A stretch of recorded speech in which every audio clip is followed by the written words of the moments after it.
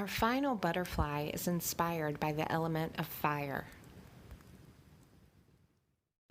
The energies associated with fire are passion, illumination, and desire. The colors are red and orange. I am once again starting with a wood base. This one I've painted black, and in this video I'm just adding a light wash of gray to give it kind of a smoky look. For this process, I am once again using my inexpensive acrylic paints. So now that I have my base all finished, I've painted it black, I've got a little gray smoky color on top here. Now my idea is to create some flames, and I wanted the flames to come off of the base.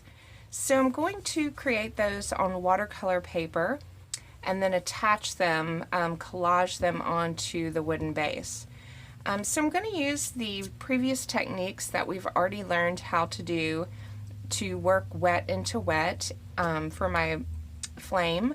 And the colors that I'm going to be using are more in the orange family, so orangey, yellowy, reds to create my flames. And then when I create my butterfly, I'm going to go more of a brick or darker red, so there'll be a little variation between the two.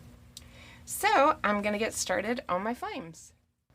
I'm using the wet into wet technique that we've already learned, where I wet the paper first, and then I'm applying really saturated wet paint.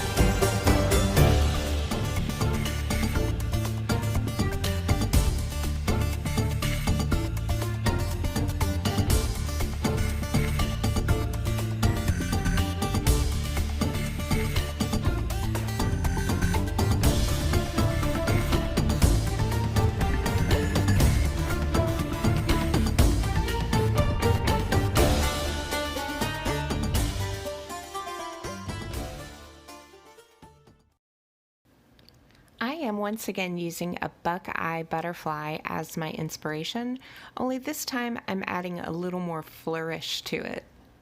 Once I have one side of my butterfly drawn, I trace, flip, and retrace it onto my watercolor paper. Once I have my butterfly completely drawn, I can begin the process of painting.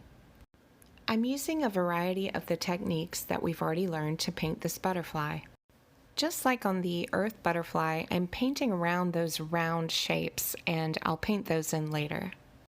The colors that I'm using are now more of a pinky red tone instead of the orangey red, so that this will really contrast nicely against those flame backgrounds.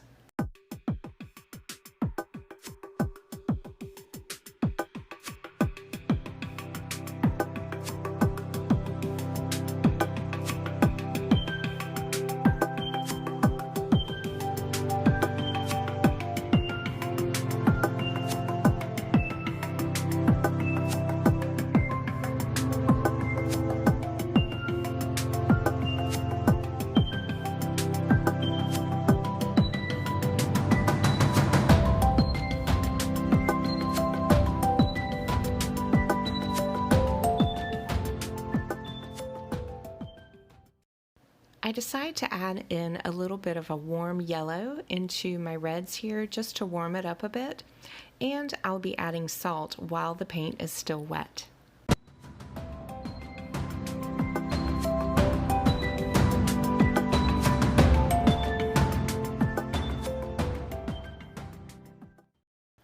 While my wings are drying, I decide to add a little metallic to my base. I do this by first taking my tacky glue and dropping small droplets of glue onto the base. I am using silver leaf because that's what I had on hand, but of course you can use gold leaf. And any metallic gel pen that you have, gold, silver, any color, will also work just as well. Or you could just skip this step completely. Once the glue has dried, all you have to do is rub the right side of your foil onto those glue dots and the metallic will come right off onto the glue. Or you can use your gel pen to decorate to your heart's content.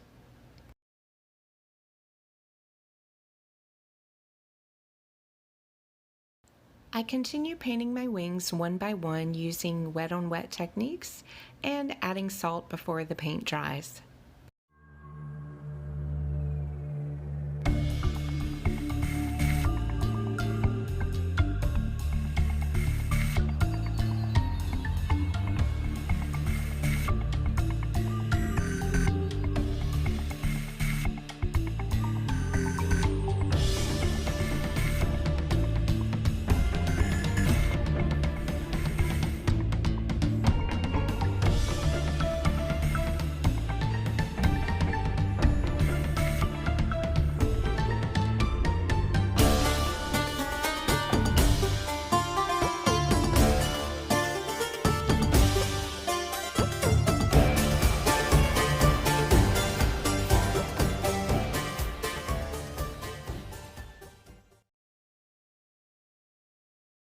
Once I've completed all 4 wings and they're dry, I'm ready to add my second layer.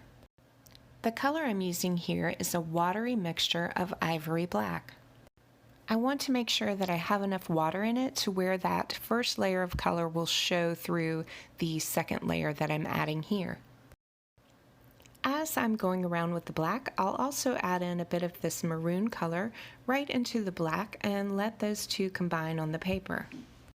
I am, of course, using a smaller brush to make sure that I can get into all these small little areas and details.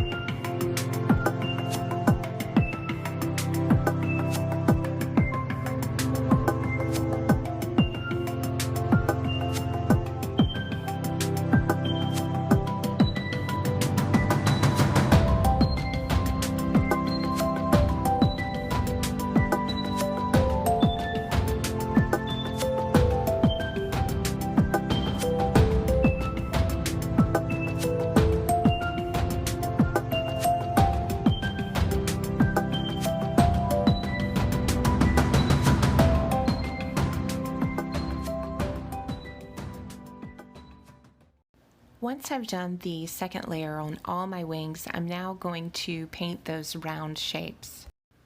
I decided to go with a phthalo blue to paint these shapes in. I thought it would be a nice contrast against all the reds that we're using in this piece. I'm applying the wet paint to dry paper, and towards the bottom of the round shape I'm adding in a little darker blue along with a little bit of black just for some contrast within those shapes. I am using ivory black to paint in the body section of my butterfly, and once I get it filled in with the black, I come back with a little bit of blue right on top, once again just for some nice color and contrast.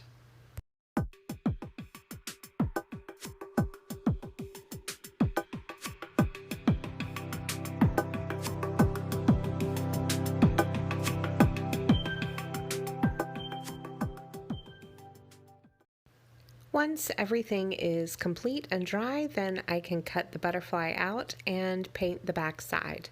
I am once again using wet on wet techniques and just using the same coordinating colors to complete the back side.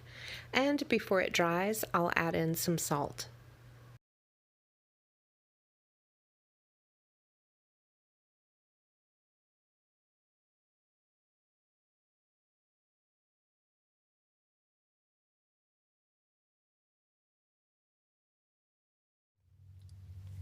To finish up my butterfly, all I have left to do is attach it here to my base, and I want my butterfly to kind of hover above the flame background.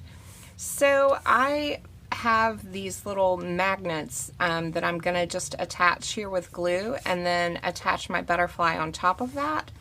So if you want to have yours hovering as well, just think of anything kind of small.